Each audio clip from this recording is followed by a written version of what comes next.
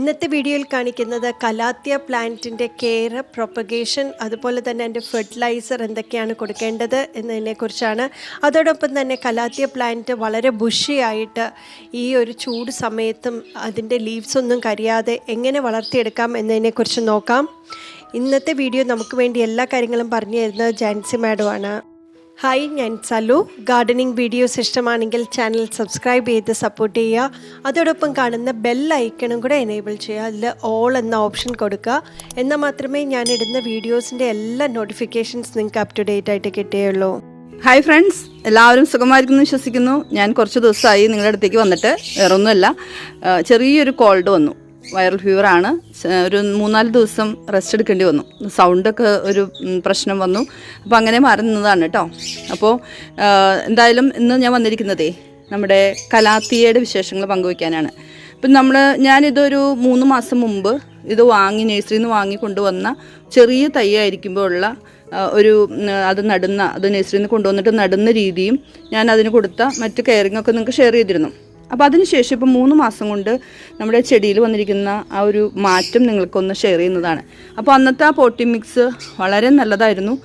അതുപോലെ തന്നെ ഇടയ്ക്കിടയ്ക്ക് ഞാൻ ചെയ്ത അതിൻ്റെ വളപ്രയോഗവും എല്ലാം കൂടിയായപ്പോൾ രസമായിട്ടാണ്. അവരെന്ത് ഭംഗിയായിട്ടാണ് വന്നേക്കണേന്ന് നോക്കിയേ, കണ്ടോ?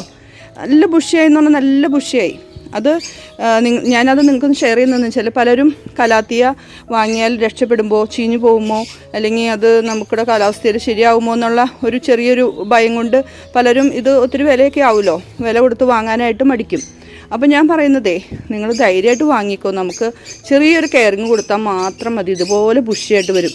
ഇത് കണ്ടല്ലോ നമ്മുടെ ചെടിയുടെ ഭംഗി കണ്ടോ, ഇത്രയും പുഷിയായിട്ട്. അപ്പം നമുക്കെപ്പോഴും നമ്മൾ വിൽപ്പനയൊന്നും ഇല്ലാത്തവരാണെങ്കിൽ, ചെടിയെ മാത്രം ഇഷ്ടപ്പെട്ട് നമ്മുടെ വീട്ടിൽ വളർത്തുന്നവരാണെങ്കിൽ ഇതേപോലെ ബുഷിയായിട്ട് തന്നെ വളർത്തുന്നതാണ് ഏറ്റവും ഭംഗി. അതേസമയം അത് കൊടുക്കാൻ താല്പര്യമുള്ളവർ ഇതേപോലെ ബുഷിയായി കഴിഞ്ഞാൽ ഇത് ഒത്തിരി ചട്ടികളിലേക്ക് വേറെ മാറ്റി നട്ട് നമുക്കത് കൊടുക്കാം. അത് കണ്ടോ, ഇതിനൊക്കെ എത്ര ഇളകളാണെന്നറിയോ, എന്ത് നല്ല തിക്കായിട്ടാണ് ഇരിക്കുന്നതെന്നറിയോ. അതുപോലെ ഓരോന്നും ഞാനത് വളരെ സന്തോഷത്തോടെയാണ് നിങ്ങൾക്ക് ഷെയർ ചെയ്യുന്നത്. ഇത് കണ്ടല്ലോ, ഇതൊക്കെ ചെറിയ തൈയായിരുന്നു. ആ 3 മാസം മുമ്പുള്ള കലാത്തിയുടെ വീഡിയോ നിങ്ങൾ സെർച്ച് ചെയ്താൽ അറിയാം ഇതിന് എത്ര വലിപ്പം ഉണ്ടായിരുന്നു, എത്ര ചെറുതായിരുന്നു എന്നുള്ളത്. അപ്പോൾ ഈ ഒരു ഇതാണ്. അതുമാത്രമല്ല, എനിക്കില്ലാത്തൊരു കളറ് നഴ്സറിയിൽ കഴിഞ്ഞ ദിവസം കണ്ടപ്പോൾ, സാധാരണ കളർ തന്നെയാണ് ഇതൊരു കളറ്. ഈ ഒരു കളറ് കലാത്തിയ ഞാൻ വാങ്ങി. അപ്പോൾ ഇത് കുഞ്ഞു പോട്ടിലാണ് ഇരിക്കുന്നത്. അപ്പോൾ നമുക്ക് എപ്പോഴും നല്ല വിസ്താരമുള്ള കുറച്ച് നല്ല എന്താ പറയുക, ഇവയ്ക്ക് നന്നായിട്ട് വളരാൻ പറ്റിയ ഒരു ചട്ടി തന്നെ വേണം. പിന്നെ അത് മാത്രമല്ല, നഴ്സറിയിൽ നിന്ന് നമുക്ക് കിട്ടുന്ന പോട്ടി മിക്സ് പറയാൻ പറ്റില്ല, അത് ചിലപ്പോൾ എത്രത്തോളം നന്നായിരിക്കുമെന്നുള്ളത്. അപ്പോൾ നമ്മൾ പോട്ടി മിക്സ് നല്ല രീതിയിൽ തയ്യാറാക്കി ഇതുപോലെ ചട്ടികളിലേക്ക് മാറ്റി നടുന്നതാണ് എപ്പോഴും നല്ലത് കേട്ടോ. അപ്പോൾ ഈ ഒരു കലാത്തിയയുടെ നടുന്ന രീതി, അതിൻ്റെ പോട്ടി മിക്സ് നമുക്കൊന്ന് നോക്കാം. നമ്മുടെ കലാത്തിയ നടാൻ വേണ്ടിയിട്ടേ നമ്മുടെ തൊടിയിൽ അധികം കട്ടയില്ലാത്ത മണ്ണ് നമ്മൾ എടുക്കുക. അതുപോലെ തന്നെ ആ മണ്ണിൻ്റെ അത്രയും തന്നെ അളവിൽ ചകിരിച്ചോറ് എടുക്കുക. ചകിരിച്ചോറ് നമുക്ക് ഈ വേനൽക്കാലമാണ്, നമുക്ക് എന്തായാലും മസ്റ്റാണ് ചകിരിച്ചോറ്. അതുപോലെ തന്നെ ജൈവ വളമായിട്ട്, അത് നമ്മുടെ ചാണകമാണ്, ഞാൻ ചാണകപ്പൊടിയാണ് എടുത്തിരിക്കുന്നത്. നല്ല ഉണങ്ങിയ ചാണകപ്പൊടി തന്നെ എടുക്കുക. നമ്മുടെ കലാത്തിയുടെ വേരുകൾ പെട്ടെന്ന് ചീഞ്ഞു പോകുന്ന ടൈപ്പാണ്, അതുകൊണ്ട് അല്പം മതി ചാണകപ്പൊടി. അതായത് മണ്ണിൻ്റെ പകുതി അളവ് ചാണകപ്പൊടി മതി. അതല്ലാന്നുണ്ടെങ്കിൽ നിങ്ങളുടെ വെർമി കമ്പോസ്റ്റ് ആണെങ്കിലും അത് കുറച്ചെടുത്താൽ മതി കേട്ടോ. കാരണം ഇങ്ങനത്തെ ജൈവമായിട്ടുള്ള വളങ്ങൾ കലാത്തിയുടെ വേരിനെ പെട്ടെന്ന് ചീച്ചു കളയും. അപ്പോൾ അതുകൊണ്ട് തന്നെ നമ്മൾ ചാണകപ്പൊടി ഉണങ്ങിയത് എടുത്തിട്ടുണ്ട്. അതുപോലെ ഒരു പിടി എല്ലുപൊടി എപ്പോഴും നമ്മൾ ഇടുന്നത് നല്ലതാണ്. ഈ കലാത്തിയ പോലുള്ള ചെടികൾക്ക് പിന്നീട് എല്ലുപൊടി ഇടുന്നത് നമുക്ക് ബുദ്ധിമുട്ടാണ്. അപ്പോൾ നമുക്കത് എല്ലുപൊടിയും കപ്പലിൻ്റെ പിണ്ണാക്ക് ചേച്ച വെള്ളം നമുക്ക് ഒഴിച്ചു കൊടുക്കുന്നുണ്ട് പിന്നീട്. അപ്പോൾ ഒരു പിടി എല്ലുപൊടി ഇടുക. അതുപോലെ തന്നെ കുറച്ച് നമ്മുടെ വേപ്പിൻ പിണ്ണാക്കിൻ്റെ പൊടി, അല്ലെങ്കിൽ വേപ്പിൻ പിണ്ണാക്ക് പൊടിച്ചതായാലും ഇട്ടാൽ മതി. കാരണം അത് എപ്പോഴും നമ്മുടെ ചെടികൾക്ക് ഫംഗൽ ഇൻഫെക്ഷൻ ഇല്ലാതിരിക്കാൻ, വേര് ചീഞ്ഞു പോകാതിരിക്കാൻ, മറ്റ് കീടബാധകളൊന്നും ഇല്ലാതിരിക്കാൻ ഈ വേപ്പിൻ പിണ്ണാക്ക് വളരെ ഉപകരിക്കും. അതുപോലെ ഞാൻ ഉപയോഗിക്കുന്നതാണ് എന്നും ഞാൻ പറയാറുണ്ട് വീഡിയോസിൽ, എല്ലാ ചെടികളും നടുമ്പോഴും സാഫ് കുറച്ച് ഉപയോഗിക്കുന്നു എന്ന് പറയാറുണ്ട്. അപ്പോൾ സാഫ് നമ്മൾ കുറച്ച് ഇതിനകത്ത് ആഡ് ചെയ്യുക. അപ്പോൾ നമ്മുടെ ചെടിയുടെ മണ്ണിൻ്റെ അളവൊക്കെ നോക്കി, ചെടിയുടെ വലിപ്പമൊക്കെ നോക്കി സാഫ് ഉപയോഗിക്കുക കേട്ടോ. കൂടുതലായാലും പ്രശ്നമാണ്. അപ്പോൾ ഞാൻ ഇട്ടത് ഒരു 2 ഗ്രാം സാഫുള്ളൂ കേട്ടോ, അത് ഇട്ടിട്ടുണ്ട്. ഇനി ഇതെല്ലാം കൂടി നന്നായിട്ട് മിക്സ് ചെയ്യുക. ഒരു കാര്യം വിട്ടുപോയി, നമുക്ക് പെർലൈറ്റ് അവൈലബിൾ ആണെങ്കിൽ ഞാൻ കഴിഞ്ഞ വീഡിയോയിൽ പറഞ്ഞിരുന്നു, പെർലൈറ്റ് നമുക്ക് വളക്കടകളിൽ നമുക്ക് വാങ്ങാൻ കിട്ടും, നഴ്സറികളിൽ വാങ്ങാൻ കിട്ടും.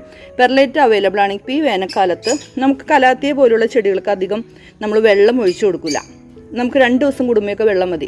അപ്പോൾ 2-3 ദിവസം കൂടും. ഇപ്പോൾ വേനൽക്കാലം ആയതുകൊണ്ട് 2 ദിവസം കൂടുമ്പോൾ വെള്ളം ഒഴിച്ചു കൊടുക്കാം. അതല്ലാന്നുണ്ടെങ്കിൽ 2-3 ദിവസം കൂടുമ്പോൾ വെള്ളം ഒഴിച്ചു കൊടുത്താൽ മതി. അപ്പോൾ നമുക്ക് എപ്പോഴും വെള്ളത്തിൻ്റെ കൂടുതൽ നമ്മൾ വെള്ളം ഒഴിക്കുക അങ്ങനെ എന്തെങ്കിലും വേരുകൾക്ക് ക്ഷതം അല്ലെങ്കിൽ പ്രശ്നമില്ലാതിരിക്കാൻ ഇപ്പോൾ എല്ലാവരും യൂസ് ചെയ്യുന്നൊരു സാധനമാണ് പെർലൈറ്റ്. അപ്പോൾ ഞാൻ ഇതിനകത്ത് കുറച്ച് പെർലൈറ്റ് ഉപയോഗിക്കുന്നുണ്ട് കേട്ടോ. കുറച്ചുള്ളൂ. നമ്മുടെ മണ്ണിൻ്റെയും ചകിരിച്ചോറിൻ്റെയൊക്കെ അളവ് നമ്മൾ എടുക്കണല്ലേ, അതിൻ്റെ പകുതി. അപ്പോൾ മണ്ണ് എത്രയാണ് എടുത്ത് അതിൻ്റെ പകുതി അളവിൽ പെർലൈറ്റ് ഉപയോഗിക്കുന്നുണ്ട്. ഇതില്ലാന്ന് ഓർത്ത് ഒരു കുഴപ്പമില്ല. നമ്മൾ മണ്ണ് നല്ല ഡ്രൈനേജ് ഉള്ളതാണെന്ന് മാത്രം ശ്രദ്ധിച്ചാൽ മതി കേട്ടോ. അപ്പോൾ കുറച്ച് പെർലൈറ്റും കൂടി ചേർത്ത് നന്നായിട്ട് മിക്സ് ചെയ്യുക. ഈ പൊട്ടി മിക്സാണ് നമുക്കിപ്പോൾ കലാത്തിക്ക് ഇപ്പോൾ ഈ വേനൽക്കാലത്ത് ഏറ്റവും നല്ലത് കേട്ടോ. ഞാൻ പറഞ്ഞു പെർലൈറ്റ് ഇട്ടില്ല എന്നോർത്ത് ഒരു കുഴപ്പമില്ല. നിങ്ങളുടെ കയ്യിൽ മണലുണ്ടെങ്കിൽ കുറച്ച് മണൽ ആഡ് ചെയ്താലും മതി. അപ്പോൾ ആ വെള്ളം നന്നായിട്ട് പോയിക്കോളും. അപ്പോൾ മണലൊക്കെ എപ്പോഴും എല്ലാവർക്കും കിട്ടാനില്ല എന്നുള്ളൊരു ഇതുകൊണ്ടാണ് ഞാൻ പെർലൈറ്റ് നിങ്ങൾക്ക് സജസ്റ്റ് ചെയ്യുന്നത് കേട്ടോ. അപ്പോൾ ഈ പെർലൈറ്റ് ഇതും എല്ലാം കൂടി നന്നായിട്ട് നമ്മുടെ ചാണകപ്പൊടിയും എല്ലുപൊടിയും അതുപോലെ വേപ്പിൻ പിണ്ണാക്ക്, മണ്ണ്, ചകിരിച്ചോറ് ഇതെല്ലാം കൂടി നന്നായിട്ട് മിക്സ് ചെയ്യാം. അപ്പോൾ നമുക്കിതുപോലെ നല്ലൊരു മിക്സ് കിട്ടും. ഈ ഒരു മിക്സാണ് നമുക്ക് കലാത്തിയ അല്ലെങ്കിൽ അഗ്ലോണിമയ്ക്ക് എല്ലാത്തിനും നല്ലതാണ്. ഇപ്പോൾ ഈ ഒരു മിക്സ് നിങ്ങൾ ഉപയോഗിച്ച് നോക്കട്ടോ, ചെടികളൊക്കെ നല്ല ഹെൽത്തി ആയിട്ട് വരും. പിന്നെ നമുക്കിതുപോലെ നല്ല ഒരു ചട്ടി എടുക്കണം. നല്ല ഹോളൊക്കെ ഉണ്ടോയെന്ന് നോക്കണം. ഞാൻ ഹോളുള്ള ചട്ടി തന്നെയാണ്, എല്ലാത്തിലും ഹോളിട്ടുണ്ട്. അപ്പോൾ അതിനകത്ത് ഞാൻ കുറച്ച് ഓട്ടുനുറുക്കിട്ടിട്ടുണ്ട്. ഈ ഓട്ടുനുറുക്കിട്ടതിൻ്റെ ഈ ചട്ടിയിലേക്ക് നമ്മൾ ഈ മണ്ണ് ആഡ് ചെയ്യുക. എന്നിട്ട് നമ്മുടെ ചെടി നടുക.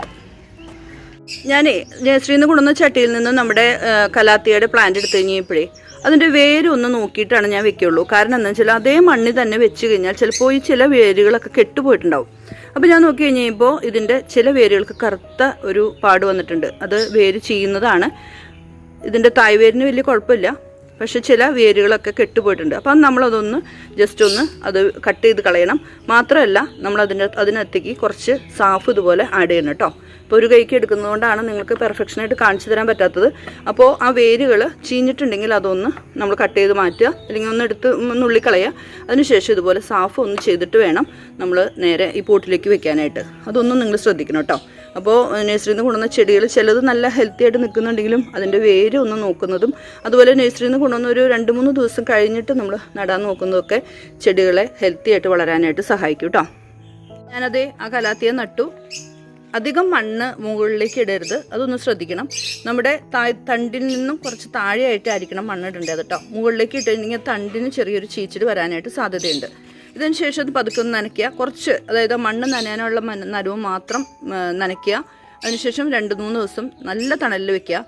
എന്നിട്ട് മാത്രമേ അല്പം സൂര്യപ്രകാശം കിട്ടുന്ന ഷെയ്ഡിലേക്ക് ഈ കലാത്തിയ വെക്കാൻ പാടുള്ളൂ കേട്ടോ.